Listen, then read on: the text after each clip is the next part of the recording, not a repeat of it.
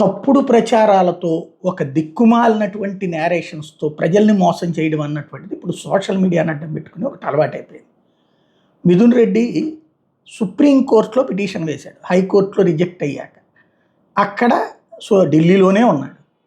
పోలీసులకి అందరికీ తెలుసు, పోలీసులకు చెప్పాడు కూడా సుప్రీంకోర్టుది అయిపోయాక బెయిల్ అయితే బెయిలు, లేదంటే నేనే వచ్చేస్తానని. నేరుగా నిన్న బెయిల్ అక్కడ ముందస్తు బెయిల్ రద్దు కాగానే ఇది కుదరదని చెప్పగానే నేరుగా తను వచ్చేస్తానని సిట్టు అధికారి అయినటువంటి పోలీస్ కమిషనర్కి ఫోన్ చేసి మరీ చెప్పాడు, రేపు పొద్దున వస్తున్నానని చెప్పేసి. ఇది అతను చేసినటువంటిది.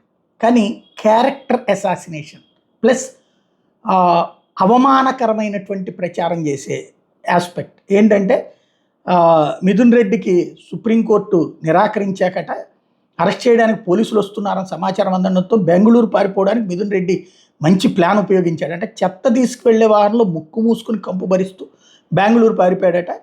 ఇది పోలీసులు నిర్ధారణకు వచ్చేసారట. మిథున్ రెడ్డిని అరెస్ట్ చేస్తే లెక్కర్ స్కామ్లో జగన్ రెడ్డి రహస్యాలను తెలిసిపోతాయి కాబట్టి మిథున్ రెడ్డిని పారిపోవాలని జగనే సలహా ఇచ్చాడట. బెంగళూరు నుంచి మిథున్ రెడ్డి ఎక్కడికి పారిపోయాడో పోలీసులు ఆరాధిస్తున్నారట. మరో 2-3 రోజుల్లో మిథున్ రెడ్డి ఎక్కడున్నా అరెస్ట్ చేస్తామని పోలీసు వర్గాలు అంటున్నాయట.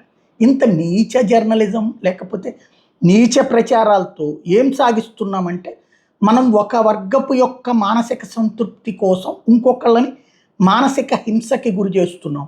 ఇది మంచిదా చెడ్డదా అన్నటువంటిది కాలం డిసైడ్ చేస్తుంది.